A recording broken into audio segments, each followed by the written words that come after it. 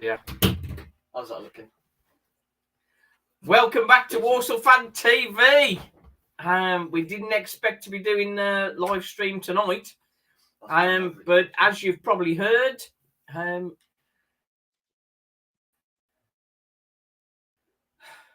we've got some crew with Az, and we've got Jack. A new appearance from Jack, the voice of youth. The voice of youth. Is that right? Is it, Jack? Yes. As well as Stephen. Now Stephen's our voice of youth. But Jack's a young lad, isn't he, and that sort of stuff. So,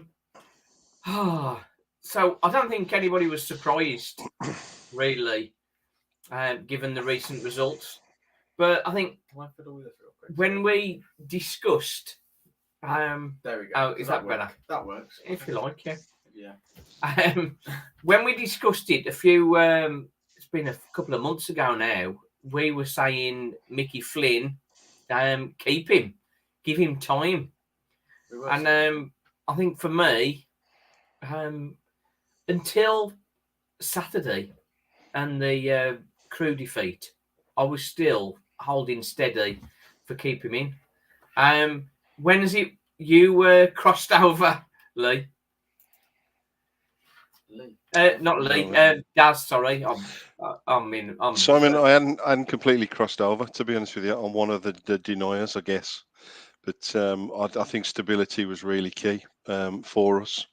And I hadn't completely crossed over. I was aware, you can't miss it. I said to one of the guys I was with on Saturday, defeat on Tuesday, and it's difficult. And there's only so much a boat can take before it sinks, or a ship can take before it sinks. And last night, whilst I was still, if they hadn't made a decision, it wouldn't have worried me.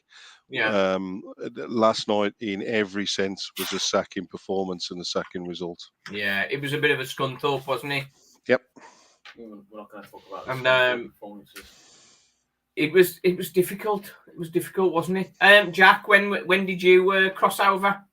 I'm the same as Daz. I can understand why they sacked him, but I don't think they should have. I think you've got 3 games left of the season. You've already started planning for next season. What's the point of sacking him now? You've got to restart all the process that you have for next season. And next season's the summer's going to be absolute chaos because you'll have had people. I mean, Flynn said that recruitment was going well. That recruitment's out the window. We've now got no recruitment plan because whatever manager we bring in, whoever it may be, might, unless it's Matt Sadler, might not want those players that Flynn was perhaps tapping up. Yeah. Perhaps had already started looking at. So it's back to square one. Yeah. Okay, Lee, I'll come back to you all. Lee, hiya. Thanks for joining us. Hiya, how are you? I'm good. When did you cross over to the Flynn out? Mine was probably a couple of weeks ago, sort of after the first couple of interviews after the games where he was sort of starting to sort of out the players a little bit more, but he wasn't really taking that much Yeah, he wasn't taking the criticism on board for himself. He was sort of starting to slopey shoulder it. He was sort of throwing I wouldn't say throwing them under the bus sort of thing, but he was trying to out 1 or 2 of them. But then it was going to the next match, and he was virtually picking the same team. So it was like he wasn't dropping anybody. So he was outing them, but he was like picking them again. And then we was having the same sort of performance, same sort of results, and he would say the same things again in the interview, and then again the next match it'd be like 1 or 2 changes, but he wasn't changing it that much. So for me, I started thinking to myself, well, if it's that bad, drop him. Especially after he said he could like sign 18 or 19, and then he sort of backtracked a little bit on that then, didn't he? Yeah. Stephen, when was it for you? Mine was Harrogate, to be honest, because like Jack was saying, now our recruitment plan is absolutely out the window. So when it comes to either signing new players or releasing players, we're kind of stuffed because who's going to want to come in and work for an experienced Matt Sadler in that case, everyone's going to leave. Like you think Hutchinson, Mont, probably, I know Hutchinson hasn't been the greatest this season, but he's a very young player who could be potentially moving to bigger, better clubs. And Mont's not exactly young, but he's improved a lot this season. And League Two teams are going to snap up our decent players and take them straight off us, and that leaves us scuppered again. So I think making a decision and getting somebody else on board is going to be a key one. I think that's fairly straight there, as you say. There's a lot of players out of contract, and it's the big earners, the likes of Clark, Labadie, Wilkinson out of contract. So it's a good time to bring a new manager in some respects. But what would have happened if Flynn had stayed, Daz? I don't. We will never know, will we? What's happened since January, I don't think anybody saw coming at any time. We went into January and I'm thinking, get Johnson and we can compete in the top 7. I think the top 3 were always a little bit too far away, but I thought we could have competed in the top 7, and nobody could have foreseen what's happened since. I think there's a fear. I think Jack alluded to it. There's a fear that it could carry on into next season, but he's had a horrific injury run. You've had we've gone backwards in January. I don't know what would have happened. I think it's hindsight would probably might have told us, but you're just guessing. I think Jack had Mike Flynn give up. Was it the right thing at that moment? Because he seemed to have lost heart, hadn't he? Well, I think all the fans had lost. Well, some of the fans had lost heart as well. But we'd lost hope in us ever winning a game. But I think if we'd have kept Flynn, we'd have lost the last 3 games. We'd have cut out the deadwood in the summer. Yeah. Because unless Stephen says, man, he's improved this season. He improved until December. And from January onwards, he's been perhaps one of the problems. He's one of them high earners. He's running out his contract.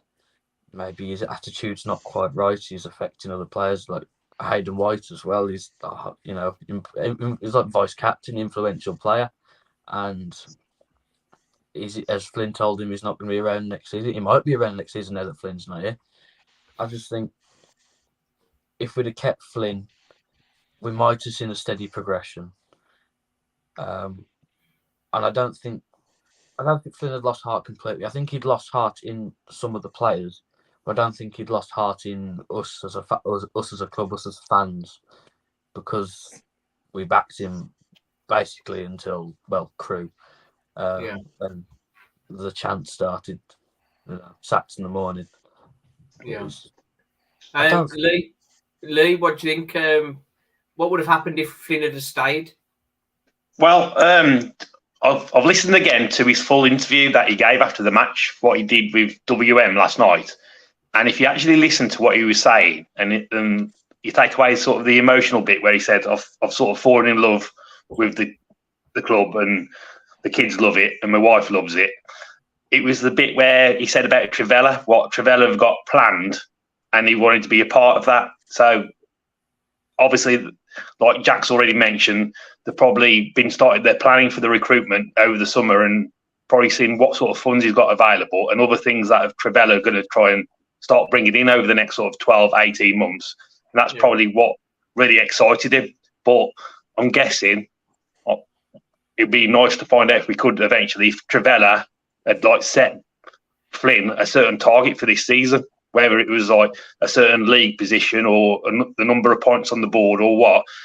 Because if you remember a few weeks ago when he said the shackles are off now, it doesn't seem like the shackles were off, but it seems like he was trying to keep with the same players so he could get to a certain point, whether that was the number of wins or the league position or whatever.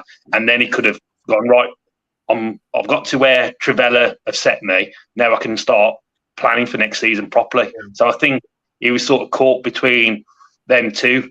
And I think it would be nice if we could get Boycott or somebody from the board to actually come out and say, what their plan is for the next sort of 12 to 2 years and where they see the club should be. Because obviously at the moment, we're sort of lingering in the bottom half of the table. I mean, have they said to Flynn by the end of the season he had to be top half, or what's going on there? Because if you listen to Flynn and his recent comments, he was sort of looking forward to what was coming up. So again, he might have just been putting a bit of spin on it, but I don't think he's the type of bloke to do that, is he? So I think probably straight talking, yeah. If I can just follow up on what Lee was saying. Yeah, go on.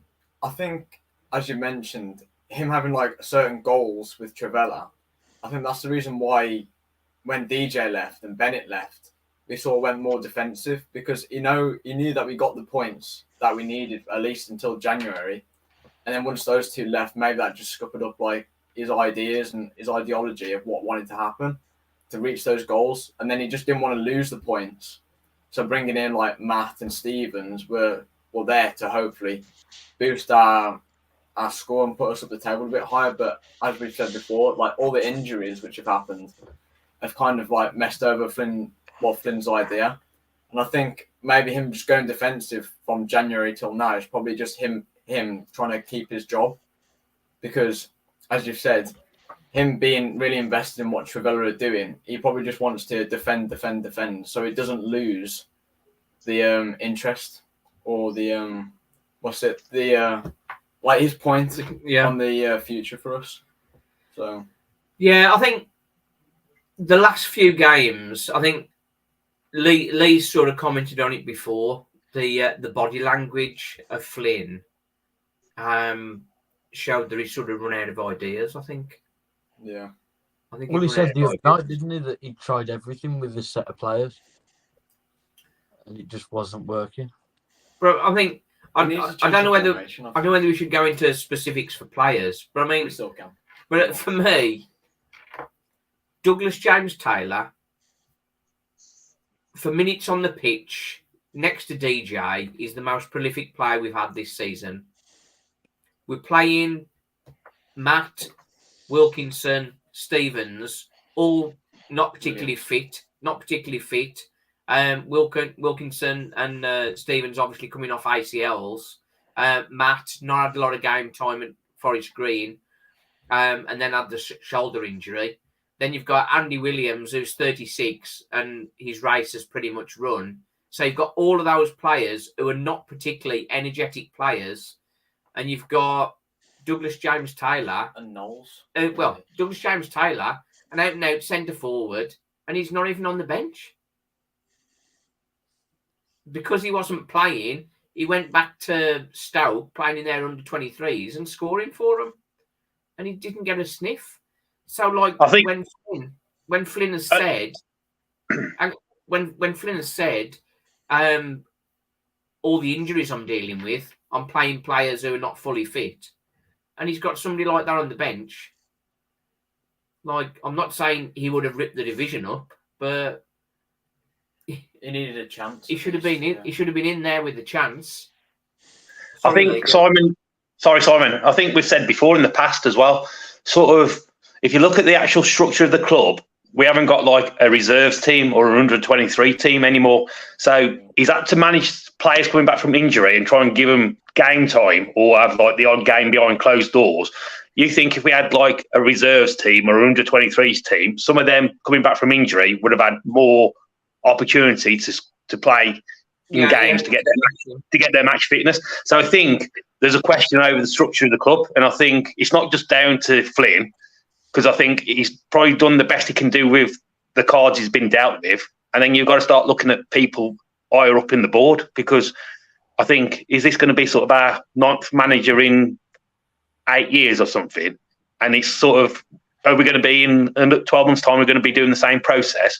And certain people higher up in the club have been there for the last 10, 15 years, and they seem to be immune from anything. And you, Simon, and you, Daz, and maybe even you, Jack, in your personal lives and your work lives, if you work for companies and you're in that much of a downward spiral, everybody gets affected, not just the manager and the players. He's got to start going further up the food chain now. And I think hopefully we then boycott having 90% of the shares, and he's like the main man now. And with Matt Jordan, they've got to start looking at them around him in the boardroom, and they've got to start being a bit, I won't say ruthless, but they have got to start asking questions. You can't just be down to the manager that we're failing year after year after year. There's got to be fundamental change so we don't be in this situation in 12 months' time. Got to give the manager, whoever it is, or the coach, the best possibility to succeed. And can the club honestly turn around and say they've given Michael Flynn the best chance to succeed? They can say they've given him the best budget, but just throwing money at it doesn't solve it. It's everything else has to be going all in the same direction. And at the moment, it's not, is it? They just sort of paper over the cracks.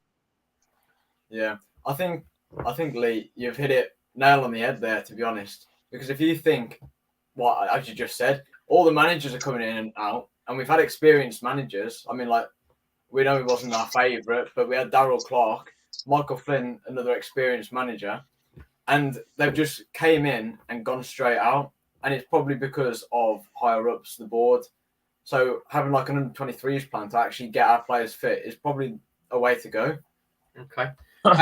Just want to read a comment from Adam, long-time friend and Walsall fan. All these managers can't be rubbish. What's going on at Walsall? So that's sort of alluding to what Lee's saying there.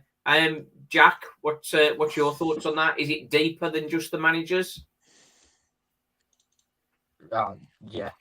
I mean, I can only speak for the last 10 years that I can remember being a Walsall fan. I can't remember anything before that. I've basically gone through the Smith years, which was good, but looking back on it, apparently Smith was a cheap option. So the fact that we're going for cheap options all the time tells me that there's an obsession, there is an obsession with making a profit. This isn't a business. This is a football club. You have to take risks to win. You can't sit there and go, oh well, look, we're doing well. We've got a 200,000 profit, but meanwhile we're in the National League North and we're not doing anything. It's Daz, thoughts? I tweeted the day Flynn got the job. I tweeted, if this guy fails, we know it's not the manager that's the issue. This guy came in, he was top of everybody's list. He got a record of taking a club that was in a desperate place, and he got him competitive. Okay, it's the results haven't been great, but 8 managers in 8 years. I think we're on to our 24th manager and caretaker manager in this millennium. This runs a lot deeper than the guy that picks the team and sits in the dugout. This is much deeper than 24 poor choices because that doesn't sit right. There was a comment earlier. Do you think Flynn had given up? No. I think Flynn would have been the last person to give up. He got dogfight in him, and this malaise. It's a common thread. We go through a manager a year. We go through two.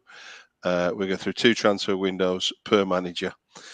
This is deeper than just a manager. Yeah, I agree with that. I think as Lee's pointed out, the no reserve team. Is it Chasetown, Lee, that have got sort of an under 16s, under 18s, under 21s, under 23s, or whatever, and Walsall have got the youth team, and a first team. Yeah, but I think most teams have that sort of structure, don't they, Simon? I mean, it's not just. I know Rob Williams has only been post sort of 9 months, and he's trying to make changes and everything, but it's not to have a reserve team and not to have an under 23 team just seems like a fundamental for trying to progress. Because, like I've just said, if you've got injured players and they need to get game time, that's the whole idea of having a reserves and under 23s so that you can go out and get some match time. I mean, trying to manage them in games ever so dangerous, isn't it? Especially when you're trying to play for points and for positions and everything. It's hard because it's like you put them on, and if they're not working well, you got to do in match changes. And like, how many times has Flynn had to do that this season, where he's picked the team and he's had to make changes after half an hour or 45 minutes, and then at the end of the game, he's said like, "Well, I've got that many injuries, and they're coming back, and they're not fully fit. I've got to manage them." He's sort of, his hand has been tied to a certain extent, but also he's got to take a bit of responsibility for the fact that he signed the players. I mean, Matt and Stevens, when they first both arrived in January, he must have known they weren't fully fit, but it was a gamble, wasn't it? Do people not have a fitness test anymore? Yeah, I mean, look at Rodney season as well. You can be fit enough to pass a fitness test, but you might be fit enough to play 90 minutes. I know the fitness tests obviously well. The fitness test at Walsall is, can you run up and there and back again? Perhaps, I don't know. Yeah, but the fitness tests that you say the Premier League guys go through and that sort of stuff, it's very rigorous. Obviously, I don't think Walsall go into the same level. Well, they must have some sort of fitness or medical anyway, Simon, for sort of insurance purposes and just for general know where the base fitness of players are before they take them on, I would imagine. But going forward now, I'd like to see what Ben Boycott and Matt Jordan are going to do, because obviously when we was at the fans forum and sort of Ben said he's got 90% of the shares now. So really from now, any decision made, he's got to make it, hasn't he, between himself and the Trivella group.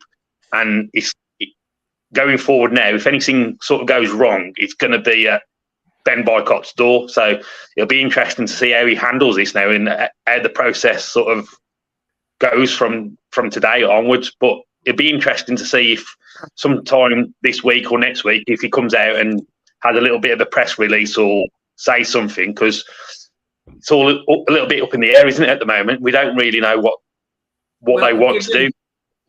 Given the poor run of form, has he had any mock interviews? I don't think he's the type of bloke that would do that, Simon, Ben Boycott. I think that was a bit of a Lee Pomlick moment, wasn't it? And hopefully, I know Lee can have a bit of an input, and he's been good for us. But I think this has to be Ben Boycott now, and it has to be Trivella, it has to be Matt Jordan, and the rest of them. They have to make the decision, and they have to think long and hard what sort of direction they want to go and take the football club, and they have to stick with it. And whoever they bring in, they have to fully back the candidate they want, and they have to have the vision the same as the manager coming in. And then other members around the board who I think are hanging on by their fingernails, I think he needs to have a hard look at them as well, and some of them need probably moving on. Yeah, what are they contributing? Well, I'll be honest.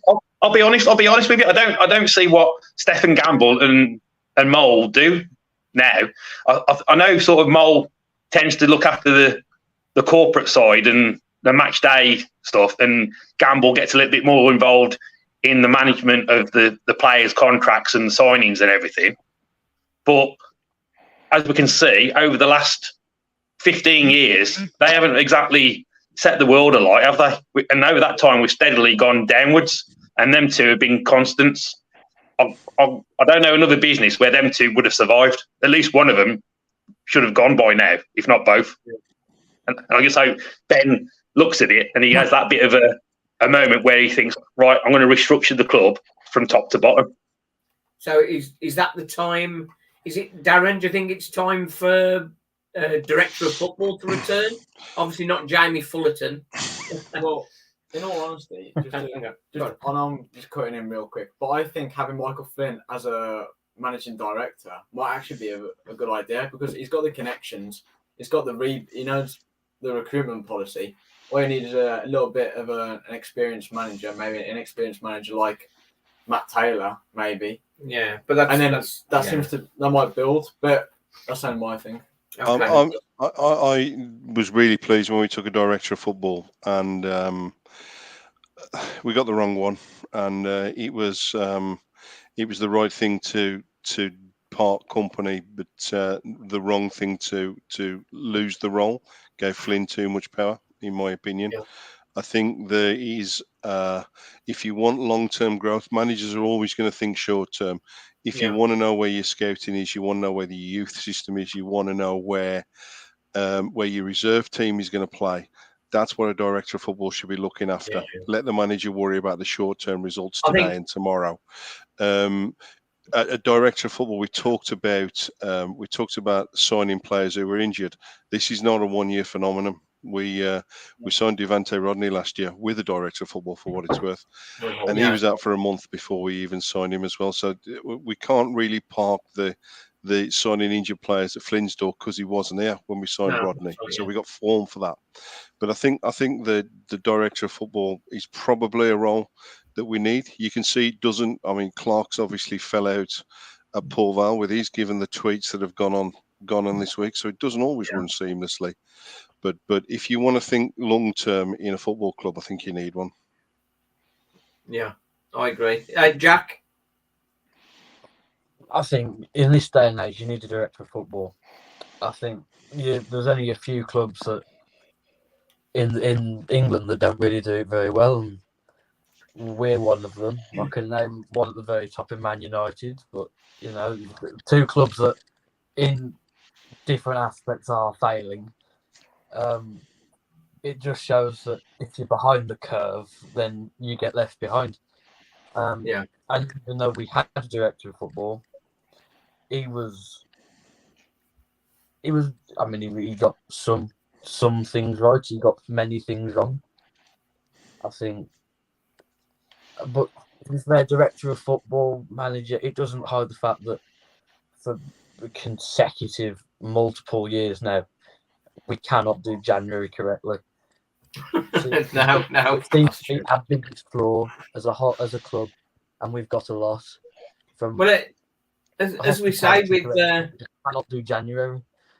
As we say, Jamil Matt and Matt Stevens on paper were a great addition, but Jamil Matt is not a bad signing. No, I don't think we could have really predicted that Jamil Matt would be as bad as he has been. But, I mean, he's a proven goal scorer. It's getting the service to him, isn't he? Yeah, that's the problem. We don't have any creativity on the wings. I mean, he doesn't run. You're not going to slip a ball through on the halfway line. He's going to run through and chip it over the keeper because he hasn't got the pace. You've got to whip the ball into him. He's got to head it in the net, but we ain't got anybody who can cross the ball. It's kind of a problem from all areas, really. Yeah. It is. And we don't really have anybody who can put the ball through on the halfway line and so someone can run on and chip the keeper either. So, well, Oisin McKenty tried to last night, didn't he? That was an excellent run he made. It was sort of Scott Dan-esque. Trying to another example of January gone wrong there, Scott Dan. Yeah. Oh yeah. We don't remind us of that, Jack. We trying to move on from that. Just over years, it's been failure in January consistently. I mean, George Evans, when we wanted to go up under that was under O'Driscoll at the time. We lost George Evans because he was on loan. Yeah. When we brought Derek Ossior, I mean, Del Boy. What was that all about? And last year when we had who did we get last year? We got some pointers there. Otis Khan, we lost in Jack. It's just bring back pain, isn't it? It just we cannot do January. It's like we're shocked by January. I mean, clubs can see January coming. It's not a new month every year. Like you can see it coming. You know when it starts. You know when it finishes. But we seem shocked by it all the time. We knew we should have known Bennett was going back. We didn't. Bennett was always going to go back, and we didn't have a backup plan. We were like, people might disagree on this, but Mansfield were never going to let Walsall keep Danny Johnson in such hot form. It was never going to happen. No. It was never going to happen. And Bennett, he was doing so well, and Cambridge was struggling so much. You can't fall in love with our players, can you? No. Yeah. Well, he's like their best player now, isn't he? So, I mean, what's he won, like 2 player of the month? Yeah. Oh, well, yeah, that's quite good. But I think... So, go on, Lee. Go on. Oh, okay.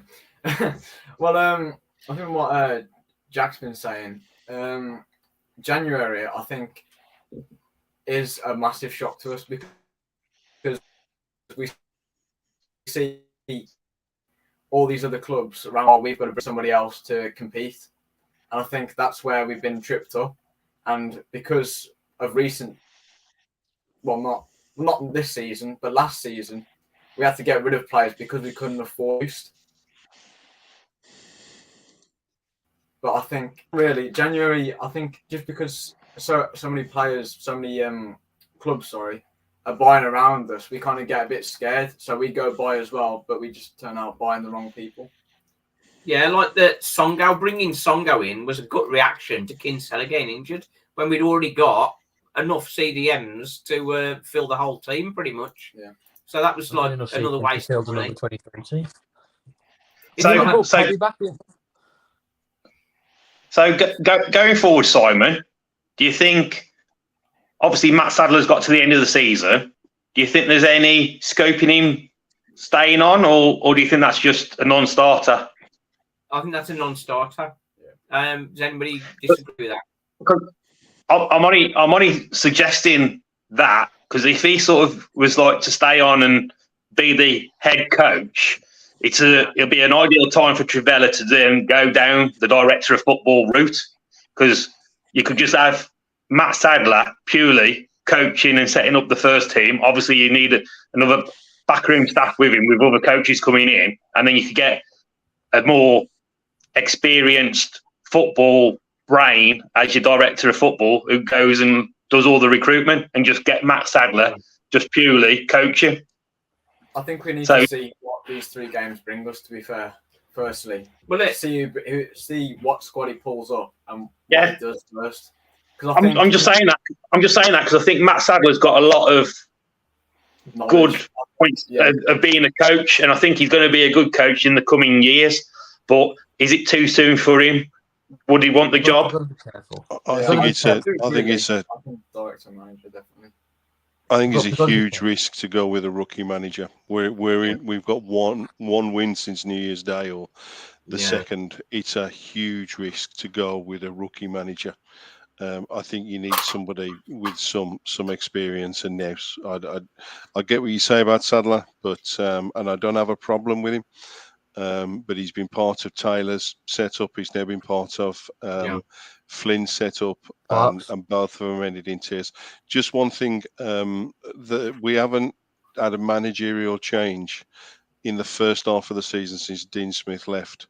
Again, we talk about the January window. The January window and managerial departures are inextricably linked. You go through Whitney, Keats, Clark, Dutton, Taylor, Flynn, all left in the second half of the season. Almost all of them kind of, Keats probably apart. The January did nothing for him. Yeah, I think Jack's right there, though. So we can never do January right, can we? No, I can't remember a January we've came out stronger than we went in.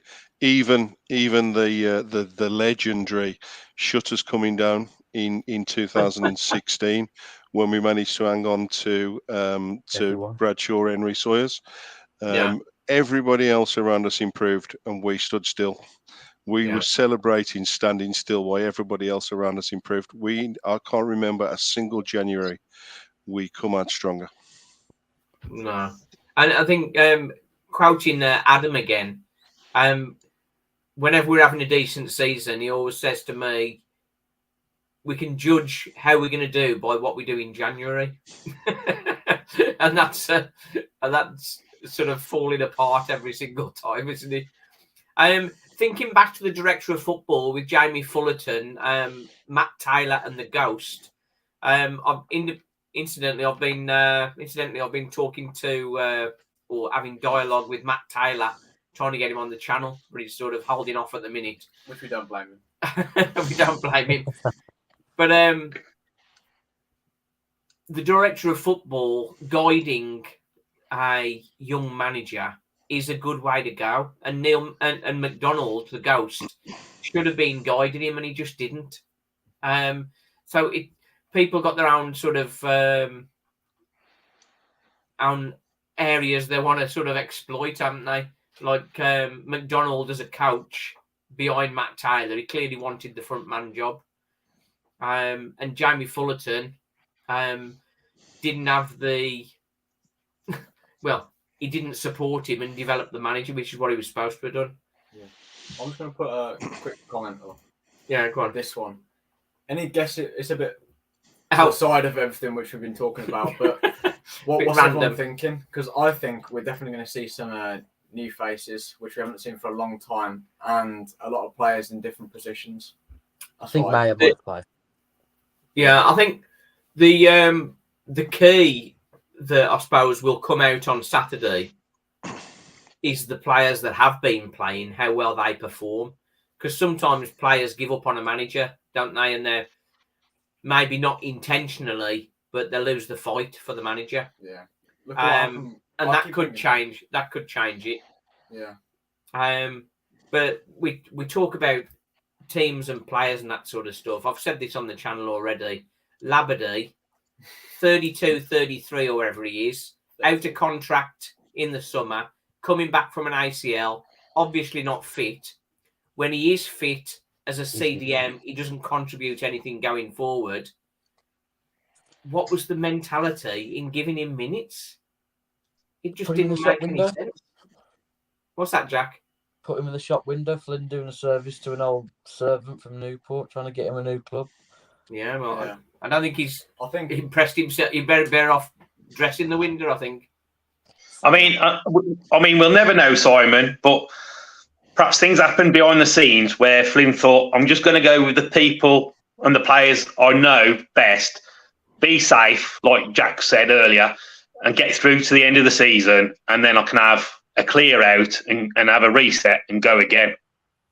But obviously, we're never going to really find that out now, are we? But I feel I feel that's what sort of happened over the last 4 or 5 games, because obviously he reverted back to having the 2 CDMs with Kinsella and Comley in there. And I think he was just trying to protect, get the draws. I think if he said to him, we'll give you a draw for every game now to the end of the season, he would have gone, yeah, thank you very much.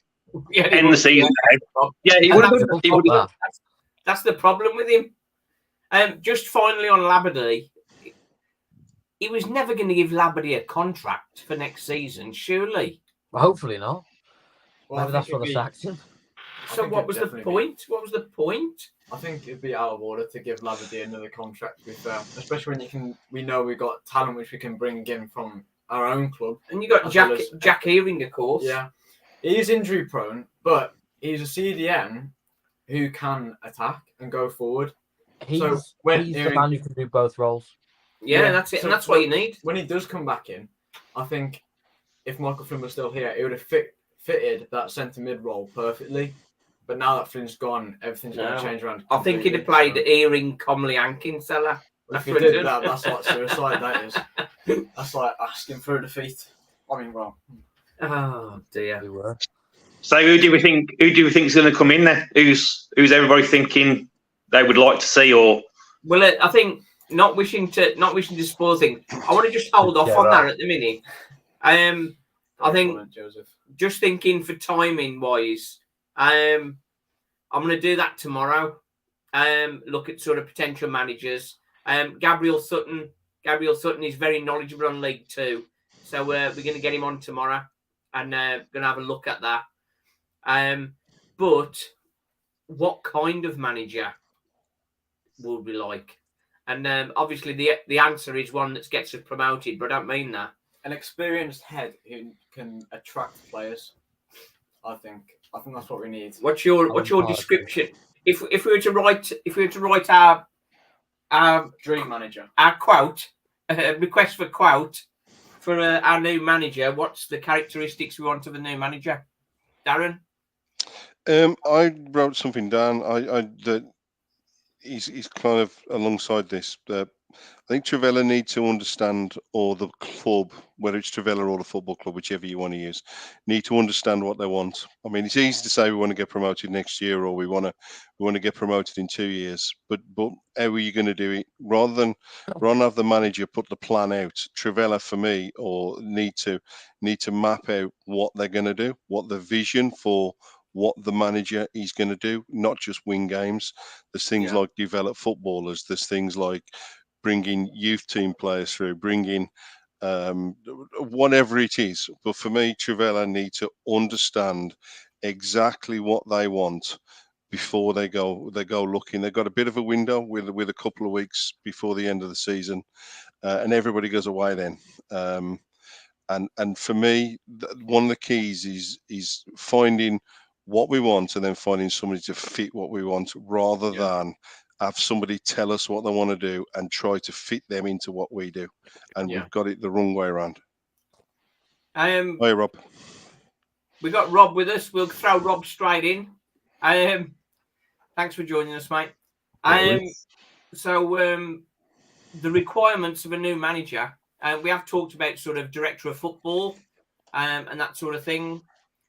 What would be your key points of what you want from a new manager? And you can't just say promotion. Somebody with a bit of, I suppose it's everything that you thought you were going to get with Flynn, really. Someone with a bit of organisation, tactical discipline, won't take any kind of crap from the players. Maybe a little bit of an authoritarian, little bit like Ray Graydon. Yeah, somebody like that. Yeah, get some standards set. Make sure that they're not dropped below, and if they are, then deal with them in whatever way. But yeah, maybe something old school like Ray Graydon. But in terms of football, it's got to be the football on the pitch has got to be better than what we've been watching. I mean, yeah, that was part of my issue was. We were too defensive all the time. It wasn't the fact that we're not winning. That didn't help. But I mean, the football was just terrible. Harrogate yesterday were passing the ball around excellently, and then they're a team right down the bottom. But they passed the ball around fantastically yesterday, and we've not done anything like that all season. No, yesterday we were standing off, and I went yesterday. And it was quite shocking to see as soon as they got the ball over the halfway line, we were standing off them every single time. We didn't once go and engage with them. We didn't once go and get close to them. The only person really that got anywhere near him was Kinsella, just ratting around like he normally does. Yeah. I think if you take that into aspects, I know it's definitely not the same level, but it sort of reminded me of United. How United stood off before, but it could have just been because of the manager. Because at the moment Erik ten Hag came in for United, they changed it straight away, and they've had a great season so far. Yeah. So it could all be they just weren't playing for the manager, so that's why they were standing off. But we don't know. I think for me, sort of thinking about what kind of manager we want. For me, it needs to be somebody who's going to develop players, develop a coach that can develop and improve players. Yeah. Because that's what I think we're missing. I don't think that will. That's what we're missing. Which is kind of where I was coming from, Simon. We complain about managers that fits round peg in square holes or however it works. But I think we need a manager that fits the job that we're after as well. We need not just go after the name or the best one. They need to fit us as a football club. The one thing I hate going back to Graydon because it's so long ago now, and it's you always go back to Graydon. But he fitted what we did really well. He got what the football club was about, and that's key for me. Somebody understanding the football club. I think the one thing that was particularly special about Ray Graydon, he looked at what players he'd got, and then he played the game to suit the players he'd got. Matt Taylor, his mistake was trying to play a system that he hadn't got the players for. Well, he tried to play Premier League football in League Two, which we definitely know doesn't work. Yeah. Well, again, Simon and Daz has already touched on this and said it is now down to Trivela and he's down to Ben Boycott, because ultimately he's got to take responsibility. So he's got to have a think how he wants the club to go over the next 12 to 5 years.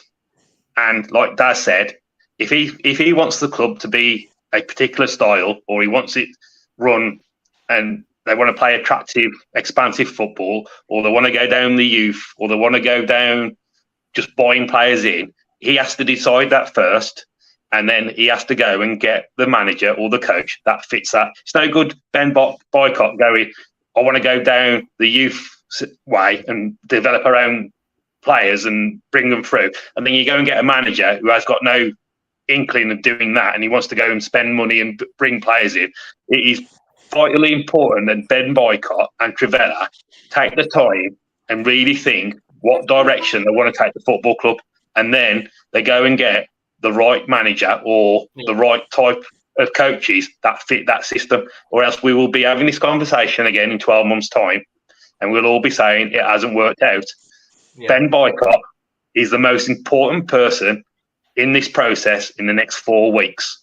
And he has to honestly have a look at himself, take a bit of advice from the rest of the Trivella board and really decide where they want to be and where they want and how they want to get there. And then they go and get the coach that fits that. Anything else, we will fail.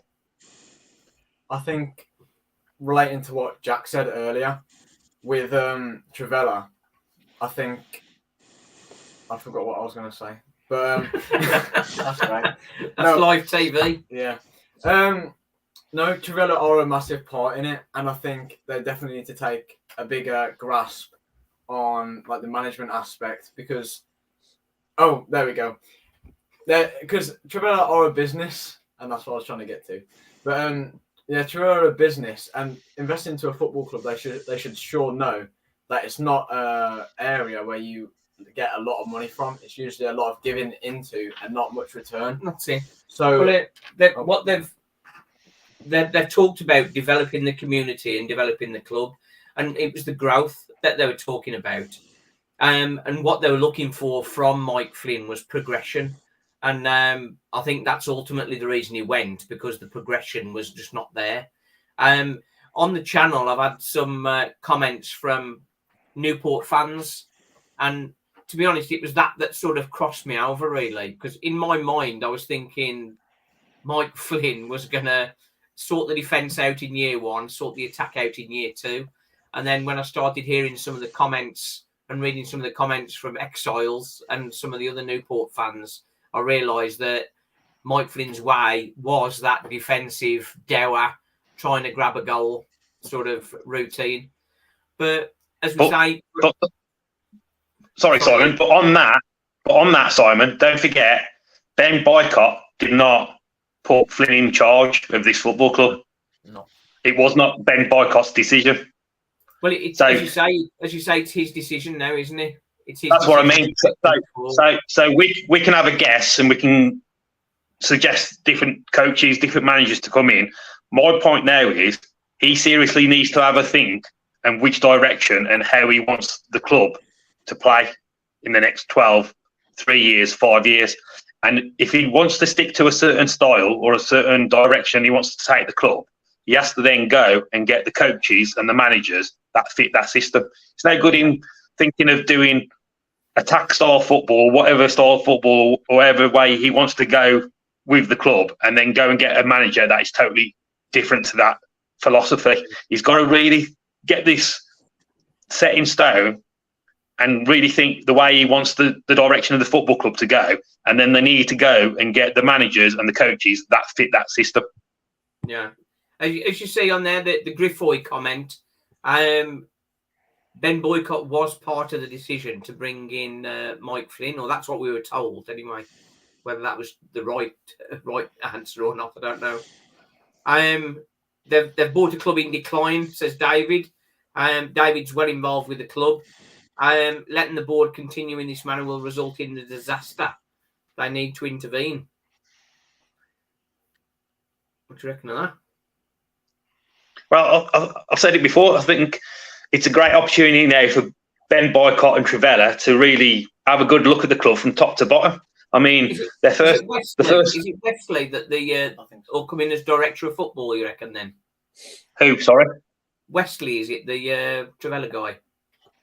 It's Matt Jordan, isn't it? Who's got most of the football in expertise. I mean, I don't know. Again, it's sort of what Trivella want to do. I mean, I asked the question when we was at the fans forum meeting because they've said they want to own multiple teams throughout the world, don't they? Well, obviously, they're looking at Walsall at the moment. Yeah. I mean, can we see a time where like Mole and Gamble get shown the door, and then Matt Jordan comes in and he's more like the general manager, and he'll deal with the recruitment, the scouting, setup, and all that, and then we have like an head coach. This is something Trivella need to sort of nail down and see which direction they want to go in, and they've got to make the decision over the next sort of 3, 4, 5 weeks. And once they've made that decision and decided which sort of way they want to go and take the club, then they need to go and find a manager or a coach that fits that system. Yeah, I agree. I think probably the American influence has got to come to the fore now, and sort of sidestepping Lee Pomlet and as say Gamble and Mole could very well be on the way out with the next change of the guard, as it were. Comment from Ozzy. Do you want to put that one on there? Saw that, yeah. This is a good one. Matt Sadler managing the Sadlers is a match made in heaven, I hope. Well, Ozzy, I hope you're right. But it is a weird old one. It's tough, isn't it? It's tough, and I think everybody wants to win the league, don't they? And the fact of the matter is, not everybody can. So we don't. Wrexham will do that next year. Wrexham. See, the thing is, every year we're in League Two. Someone more clubs coming in. One of them 7 places. Yeah, that's it. Every time if you don't come up with that's 2 gone. No, well, there's possibility of it going 3 up, 3 down as well. Yeah, they would be in trouble.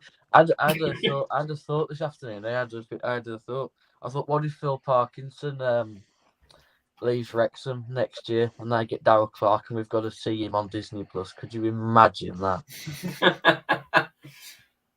Darryl Clark, he's just very briefly on Darryl Clark. He's obviously got sacked from Port Vale. But all Port Vale's success was when he was missing, wasn't he? Yeah. So that's a different one. For me, coming back to what we were saying about sort of the type of guy we want, I think the disciplinarian is a good thing. But supporting a lower league club, part of the joy, not that we've seen much of it, is when a homegrown player comes through into the first team. But like as Lee mentioned earlier, that channel is just not there. And Rob Williams, is he going to be able to make that happen from his position? Well, I've got a reserve team. Just a slight one on that, Simon.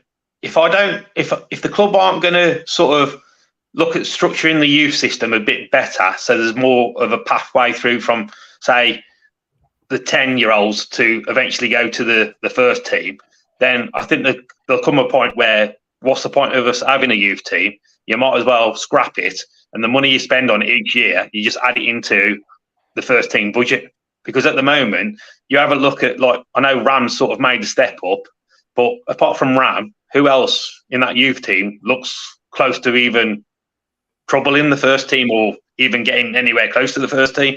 It just seems at the moment they got that level, and then the jump up at the moment seems too big, and there's not enough stepping stones in between. If the club over the next year, 18 months, 2 years, put them processes in place and there's more of a pathway, then great. But if they're not going to do that and they're just expecting from the level they are at the moment to either make it or don't make it, we're probably wasting money in that regard.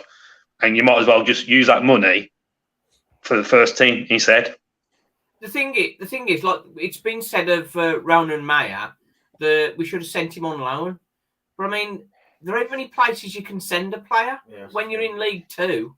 It begins like Leamington Spa, wouldn't it? Yeah. Well, the thing is, we're sending away our youth players as well. Like, if they do end up performing to a decent level, because we'll just see them as a youth player, like they could easily just get off with another club, and we've lost a great potential there, and then that's another business a business area where we could have lost out on. And the thing, that saves you a lot of your budget if you can bring players through. Yeah. And that's always been Walsall's way. But obviously, a passing football has also been the Walsall way, and that's gone out the window as well.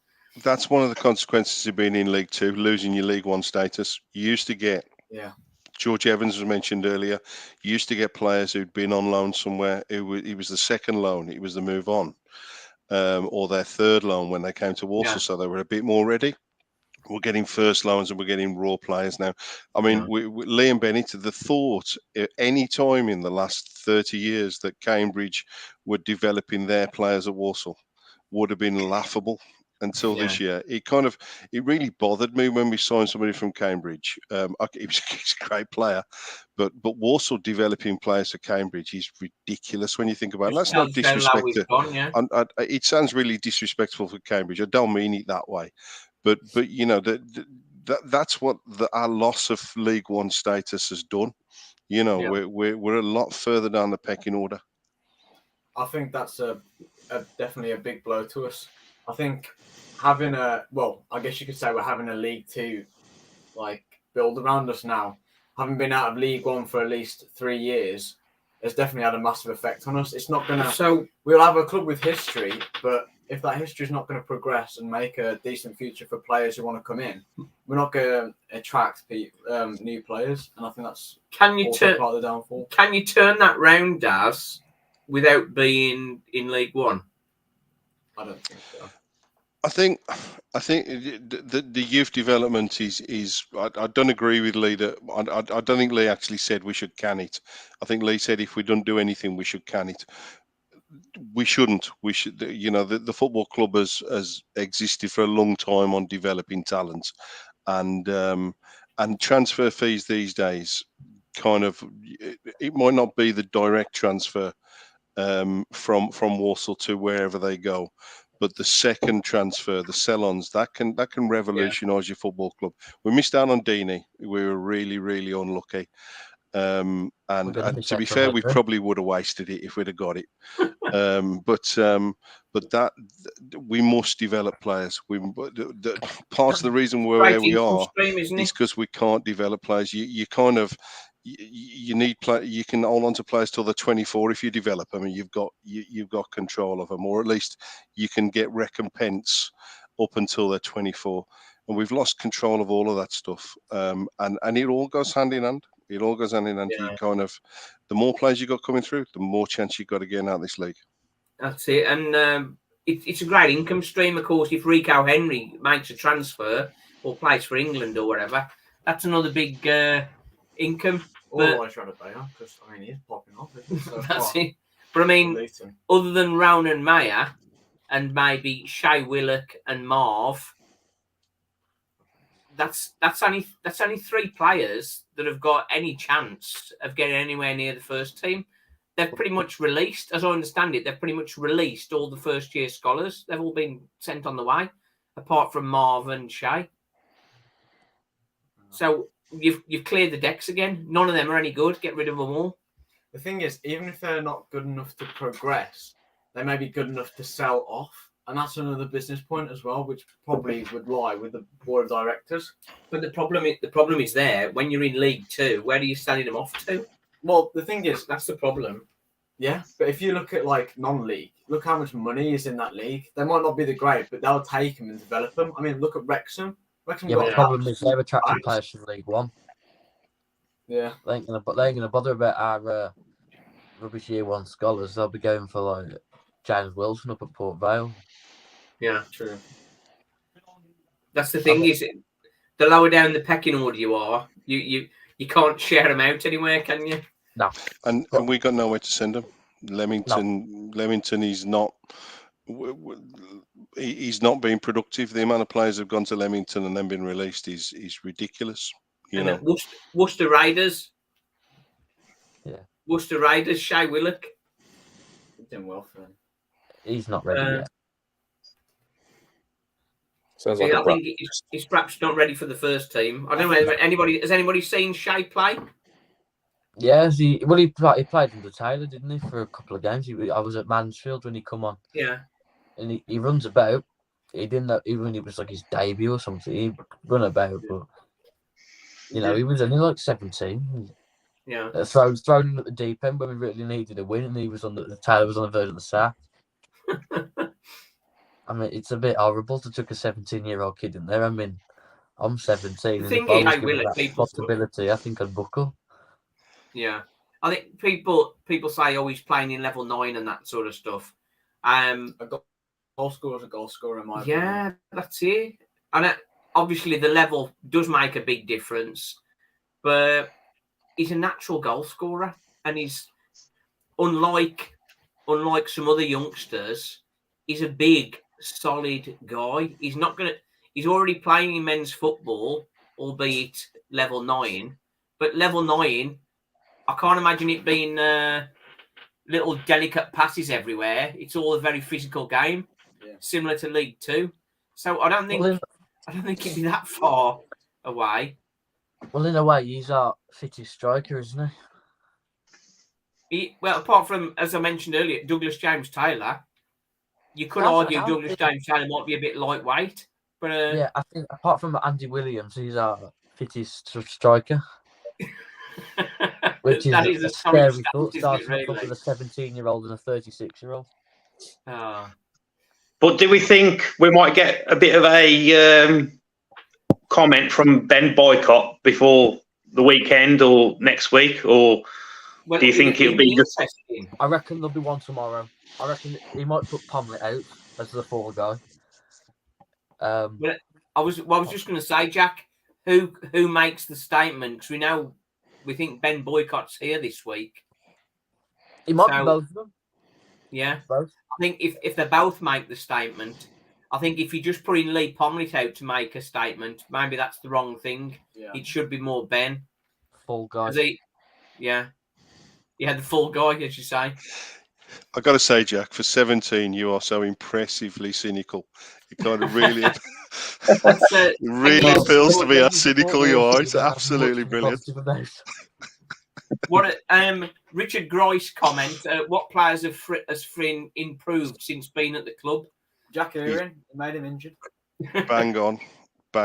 He's there was signs of improvement in the autumn. But if you ask me, can you tell me a player that's improved since October? No, I can't. I think Knowles has improved. Oh, yeah, I think maybe Knowles and Mont are the only ones you can say really. But I think that's down to more the coaching team and the players it's surrounded by, rather than the. But the thing is, there's now development is the problem. Yeah. Now development of players. It's not clear any player that's massively improved during the season, apart from Liam Bennett, who wasn't ours, of course. Well, annoyingly, the two players who improved the most left at the end of last year, and that was Shade and Osadibe. Yeah. I mean, I'm glad we got rid of them, but they were the players that he improved the most. Tariq Shade, I can't believe that guy. Yeah. I've got a comment there from Griffoy. This one. I disagree. Level 9 football compared to League 2 is miles away. Agreed. You probably all agree, don't you? Am I only one who thinks Shade? I'm old enough to remember Everton Wright, who scored 1,000 goals for Alzoin or Stourbridge, and came to Walsall and looked like he'd never kicked a ball before. You look at it. You got Maz Kuyan. What league are Hereford in? Like, is it the 5th one or something? And he goes from being he was, another promising one at Walsall to nothing, and then he has to go down 3 divisions to go there. Hereford, it can't be. Is it the fact that we just misjudge? That we're throwing too early. Yeah. Like I said already, Simon, I think it's going to be interesting now. This next week, 10 days. At some stage, I would imagine Boycott's got to come out and have a bit of a statement and say a few things. And then we might be able to see what sort of the direction of travel's going to be going forward. And I think until that happens and we get a bit more of an insight where they want to go, we haven't got a real... We can name a few names for different managers and coaches coming in, but until Ben Boycott or whoever fronts up and says what they want to do with the club and the direction they want to go in. It's just pure luck of what names we pull out of a hat, because it really does now depend on Ben Boycott. I mean, everything for the next year, and then after that, the next 3 years, 5 years, and so on, is up to him now. It's truly what he wants in direction of the way that we go now. And he has to make that decision, and then they have to go and get the person they think's best suits that decision. So that's why I think it'd be good for him to come out sometime in the next week, 10 days, to sort of give a broad idea of where they are, what they're thinking, and what they want to do in the future. Until that happens, you could name 50 managers, but you're not going to know until Ben Boycott and Trivera decide the direction they want to go in. Yeah. And that's what it comes down to. Wait a sec. Never mind. Yeah. I was just wondering, Lee, do you think that it'd be interesting if they asked the fans what they would like to see from a manager, so they can take that on board and hire a manager that we want as a fan base? They can do, Jack, but I'll tell you now, out of all the fans, you probably get about 15 different responses. So I think this is where your owners, and especially Ben Boycott, being the chairman and owning 90% of the club, he really has to decide what the direction is. He can take on board what the fans are saying and the suggestions we're making, but ultimately he's got to make the decision, and he's got to think what's best for the football club, not just in the short term, but the medium term and the long term. And he's really got to get that sort of philosophy, ethos, style of play, whatever you want to call it, set, and then they go and recruit to that. Not like Daz has said, go and get a manager and let the manager dictate to them what they want to do, and then they're not happy, because that's where the friction starts happening, and that's where it all starts to fall down. They really need to be strong on this, I believe. Whether we agree or disagree, Ben Boycott will have to make that decision, and then he'll have to go and get the best person available who will fit that ethos, or else we will be back here in 12 months' time doing the same, having the same discussion over and over again. That's the fundamentally, problem. it's got to change. We're going round and round again, isn't it? Yeah. So that's why I think that's why Boycott's got to be strong and say, this is what I want the club to do. This is the direction we want to go in. And then you can go and get the manager or the coaches that fit that system. Yeah. Yeah. Just to put attention to the comment section for a second, there's been a lot of talk about Month and saying he's going backwards. What are our opinions and thoughts about this? I agree. I don't think he's anywhere near as good as he was to start the season last season. He was lost without Daniels next to him, I think. Yeah, no, I don't think that's an excuse, because last start of last season didn't have Daniels. I think it's just a lack of effort. He's a good player, but he needs a leader next to him. Yeah. I mean, who did we have last year? Next time I can't remember, because we had Taylor, and then we got rid of him. Who did we sit next to Manny next year? Last year? Mayonnaise. Rolling, yeah. Who obviously turned into another January. Yeah. Opportunity knocks for Rolling again next year. Yeah. No, get rid of him. I don't know really. I'd probably take him back. Rolling, you're kidding, aren't you? I'm not finished yet. But only as like a cover, probably. Because if you think, he's a young player, you might as well keep him in just for the squad depth, really, instead of bringing in loan players such as Songo and that. No, I think it's when we're consistently finishing there bottom half of the table, and you bring in a player who's just got looks like he's going to get relegated with Hartlepool. That's a dangerous thing to do. That's it. You need some. That's going to affect you mentally. But again, Simon and Stephen, we can now discuss which players you would keep and which players you would release. That doesn't matter at the moment, because I'll tell you now, whoever the new manager is in, they will decide. We can say Manny Moss should stay, Daniels should stay, all these players should stay, or all these players should go. The only person who's going to decide which players stay and go now, apart from obviously the ones that are under contract, will be the new manager. So we can have a debate for the next week about which players we think will fit.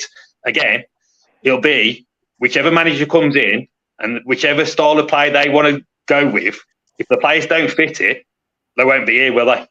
And we can say we think X, Y, and Z should stay because they're good.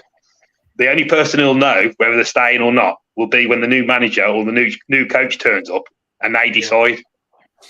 I think, as we're saying about what we would like from a new manager and what Travella are likely to want, I think the disciplinarian that Daz mentioned is spot on. But we've got to be looking to get back to passing football, tactically more aware. It seems the last few managers tactically have been outthought at every game, and being able to develop players and bring players through. That's got to be what Travella are looking for. Yeah, because they talk about progression and community-based. Community-based, you've got young players coming through into the first team, local players. One of our own. That's the famous chant that we all love. But it's just shied away. It's just we've got away from that. We've just been hump football all the while. Well, this might be slightly optimistic thinking, but I'm really hoping Notts County miss out on promotion. Well, the thing is that, again, they're relatively local to us, so they'll be grabbing local players, won't they, I suppose? Yeah. Well, I hope if they miss out on top spot, which looks like the world, they don't go up in the playoffs, because I think the bloke there has done, I can't remember his name, it's Williamson, last name Williamson, but Luke Williamson, but he's done a proper job there, and if it weren't for two Hollywood actors, they'd be top of the league by absolutely miles. I think if they miss out on promotion, there's no way he'll stick. I don't think he'll stick around for a second year. No, I'd love Top two, isn't it? I'd love to see a top end National League coach, someone who can. I mean, not Paul Cook. We've been down the route before, a very inexperienced head, and that's probably the scary thought of doing that again after the last. The thing is, the problem is, in some ways, you want the experienced head, but then where's the motivation for them coming to a League Two club? You want somebody who's looking to achieve and looking to make a name for themselves. I want someone who's not afraid of the halfway line. Yeah, I want someone who knows how to get past it. Encourage the players to carry the ball into the other half, you mean? Yeah, put a cross in the box, have a shot. Attacking play. If you've got to make a foul, do it. Don't just let them run past you. It's the old Barry Fry thing, isn't it? I'd rather win 4-3 than 1-0. Yeah. Invariably, in Walsall's case, that would be losing 4-3, though. That's the problem. Just remind me how that win thing. How does that win thing work again? What do you have to do? I'll send you some old videos, Dad. I've got a great one when we beat Stoke in the playoffs. Do you remember? I do. That was whatever happened to Zigor Arinaldi, Pedro Matthias, George Lato, them three. Zigor's at Leeds. I was just going to say, was that the night a certain Gavin Ward threw the ball in the back of the net or dropped the ball in the back of the net? He spilt it and Pedro scored, didn't he? That was it. We could do with some more nights like that, couldn't we? I haven't seen nights like that. I wasn't even around. You'll check the videos on that. And 2003, August the 10th, and that August the 9th, 2003, beating Albion 4-1, first match of the season in the Championship. I've watched that one. Yeah. That was... oh, dear. Right then, I think... earlier, do you think Travella will want an American manager to go with the Travella brand? I think there is a possibility with what's going on that we're going to have a director of football from America. But we did have one comment that was very critical of Jordan. Yeah, the Dynamo comments. Yeah. So I don't know about that so much. But he can't be as bad as Fullerton, perhaps. But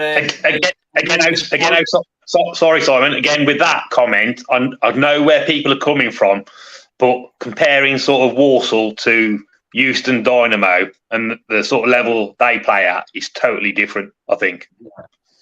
Whether he can come over and he can be efficient and good and do a job and get us going forward remains to be seen. Like I said, I think it all depends now on Boycott and what he really wants to do and the direction he really wants to take. I bet we end up with Jason Sudeikis. Ted Lasso. Boycott is going to transform what's happening at Walsall. Next season, we'll have introduced under-23 team, under-18 team, and a youth team, and we'll be playing have a reserve team. But who's going to pay for all these players?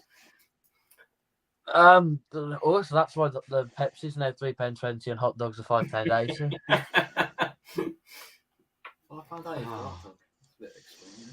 That's the problem, isn't it? So how do you finance that? But you say Chasetown have, but under-18s aren't going to be paid, are they? Or not many of them. We're just gonna make the stand.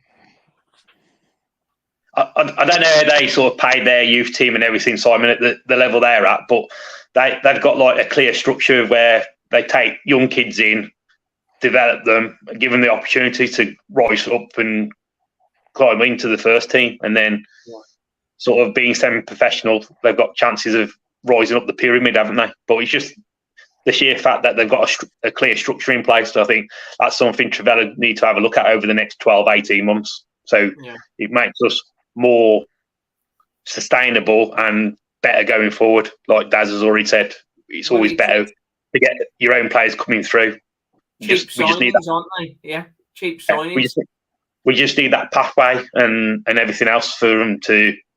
It's just the whole entire environment, isn't it? So they've got all the tools available to them, so they can be successful. Where at the moment we're sort of handicapping the manager. You could have Pep come in, or you could have Jose. You could have any of them come in. You're handicapping them, aren't you, from day one? Imagine Pep just play football with this lot. But the point is that the structure's not in place totally, is it? You look at the first team and then you look behind the first team, and there isn't a great deal there for anybody to come in and to do a really good job, because you're handicapping whoever your manager is from day one, and they're always fighting. They're always fighting. But we'll wait and see what happens over the next 12, 18 months. And say if we're talking about players that have gone backwards, Kinsella, Percy's saying there, he's been the only player who's been constant throughout our downfall of the last 8 years. He's also been the only player who's done anything throughout the downfall of the last 8 years. I do not understand this new craze of hating on Kinsella. I mean, if we did not have Kinsella over the last couple of years, I don't know where we'd be. We wouldn't be in League Two. I mean, you can dislike him all you want. I know some people who sit next to me who like Joe Lowe. How can you like Joe Lowe? He's one of the worst footballers I've ever seen. He hates Kinsella, but he loves Joe Lowe. Let's go to. I'm not into 18 players. I'm not into, apart from Andy Cook. Hating on Kinsella. apart from Andy Cook, I'm not into 18 players, but I'm with Percy. I think we've deteriorated into Kinsella's level. Yeah, and say I think the last time we had a fan chat, Darren asked the question: do you see us getting out of League Two with Kinsella in the team? And I see us getting out of League Two with Kinsella in the squad. Don't know if I see him getting out of the league with him. Getting out of the league, which way? I think the fact is you're playing two players for one player's job, and that's a problem. You're playing Comlin Kinsella when you should be playing one player, and it means you've got to pick one less forward or one less midfielder, and that's an issue. Just way too defensive. Well, we've said that at the start, didn't we? Way too defensive. Getting back to the original reason for this kind of this session, Saturday taking Kinsella off after half an hour. So I needed somebody more attack-minded in that position. Well, why did you pick him there? What? Yeah, Sorry, why did you pick him there? You know, and then he brings Labadie on. Labadie's less attack-minded. I know. Unless you're talking physically attacking people. Trying to bolt Kinsella into a number 8 or number an attacking midfield position is counterproductive. You know, it's Kinsella or Comley for me. Okay, if you want to play that box midfield at times, then fine. But he wasn't playing that Saturday. No, it's 2 sitting DMs, and it doesn't work. It doesn't work for many teams, and it definitely won't work for us when we haven't got anyone to carry the ball forward. Well, I don't know if this comment's true, but yes, they are. I've seen that. Because they're getting rid of Johnny Williams. He's leaving, isn't he? He'd be their replacement for Johnny Williams. So maybe that's a team we don't need to worry about next season, perhaps. I was just gonna check how much fuel it got in my car, and I was going to drive him there. Sorry, that was unnecessary. I think, as we've said about Kinsella before, if he's the sole CDM and he has a creative midfielder next to him, he's fine. That's probably a good role because he'll break up play, give it to the playmaker, give it to the playmaker, and then sit and break up the play, give it to the playmaker. But when you haven't got a playmaker, the only player you can give it to is centre half or the keeper. That's the problem. Kinsella's best performance this season was Mansfield at home, and that was when he had a Maddox who was performing well next to him, was performing well next to him. When you haven't got any creative midfielders, I mean, it's just not going to go well, is it? Because you've just got constant pressure, and no footballer can ever deal with constant pressure all the time. No.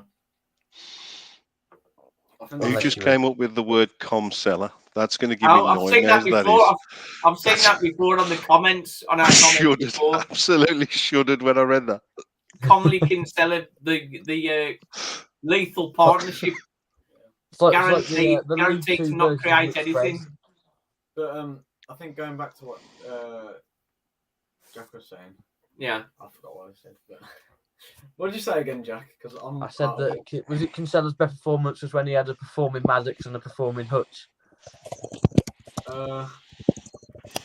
Yeah, that's the point. Yeah, you go. That's perhaps a Maddox and Hutch with Kinsella behind is a more reasonable game. And now you've got Riley. I don't think we're going to keep Maddox because he's not playing, is he? We're not going to keep. Well, when we reviewed the squad on the last fan chat, all the other guys were saying keep Maddox, and I was like, nah. I'm not fussed anymore who goes and who stays, to be honest. I was as Lee said 4 weeks ago. As Lee said, we'll have to see what happens when the new manager comes in. But I think I'll wait to be back at some of them. Big combative midfielder in the centre of the park to break up play and give it to somebody who can play. I remembered what I was going to say now. Yeah, go on, let's do it. So, fly in. What I was going to say before I completely lost my mind is related to what Jack said with the constant pressure. So, as we know, when there's a constant pressure on the players, it can obviously affect the game. But I think that's where Manny Month and McKenty have both been affected the most. Because, as we know, Month is probably not the strongest player by himself and needs that experienced head there. But when you've got, Month and McKenty trying to hold off against this constant pressure, you've got a young player and a guy who needs leadership, and it's not working, which I guess is why we're flopping so bad. Yeah, but the thing is, the Monty shouldn't give the ball away so much when he doesn't have to. He kicks it for a throw when the bloke's 5 yards away. But then saying that, though, that's because of the constant pressure. He just wants to relieve that pressure just for a couple of minutes. So kicking it out is his aspect, because trying to find someone to pass it to further forward is probably more pressure, which he doesn't need. Hence the constant pressure he's having throughout the whole game anyway. Right then, I think we'll leave it there for today. We're going to be back tomorrow and looking at prospective managers, talking with Gabriel Sutton. So see what he's got to say. I can see Lee smiling because obviously we want again, mate. You can have the next 6 days discussing who you think will be manager and everything. I think you might be surprised I really do. I think you might be surprised. I think honestly, you're going to have to wait and see what Ben says and what direction he wants to take the club and everything else. Until then, talk about managers, talk about players staying, players going. I'm not going to say anything. Well, it is, yeah. And it's all the players we like to see and everything. But again, it all depends on what direction they want to go in and what type of manager. Because we might get a manager who's totally opposite to Flynn. So then some of the players we've mentioned already, they'll have to go, won't they? Because they won't fit the system. Or we might get somebody who's similar to Flynn. And so then we'll keep all the defensive players. But we don't know, do we? I suppose that's the exciting bit about being a Walsall fan. You never know who's going to turn up to be manager. The pain and the pain. Every year. Generally, I know with Mike Flynn and Darryl Clark, those players, there's managers we've heard of. Sometimes we get managers we've never heard of. They just appear. And, of course, Ray Graydon, he hadn't managed before. So you never know. We'll, as you say, we'll have to see what Ben Boycott's got to say. He's over to you, Ben. I think he's the one. Tomorrow. Yeah. Final word from Daz. Choose wisely. We get it. We can't afford to get it wrong. That's true. Jack. Recruit wisely. We can't afford to get it wrong. Rob. Same as the other two. In terms of, I mean, if I had to pick out a two that I know are available now, then it would be Cowley, or even though I detest this bloke, Carl Robinson. Yeah. But we'll see. We'll be waiting until the summer anyway. So yeah, I think there's not going to be. I think there's nothing wrong with speculating, and that'll be sort of the conversation with Gabriel. But yeah, we thought we were starting to rise, and we're going to find ourselves same spot. David Tonkinson's comment there. I wonder what odds they are for us to win the remaining 4 games. 400 to 1. I was going to say, I'm not a big gambling man, but I think I'll keep away from that one. Oh dear. Right then, thanks for coming on anyway, boys. That's been good. Good to have Jack with us for the first time as well. Sort of an extra view, extra voice and that sort of thing. Yeah, thanks a lot. We wait to see. Over to you, Ben Boycott. But as I'll be back with, I'm going to have a chat with Gabriel tomorrow, Gabriel Sutton, and see who he's got in mind. But Rob's mentioned Cowley of the Cowley brothers. They've obviously got some credit there. Old David Kelly, perhaps. That's another one for throw around there. But Kelly? Ned, yeah. But I think experience, that disciplinarian, as Daz said earlier. Can they bring passing football back to Walsall? Right then. The pain and the pain. Can we all do it together? Thanks for watching, everybody. Cheers, boys. Thank you. Yeah. Cheers. Thanks. Cheers. Thanks a lot.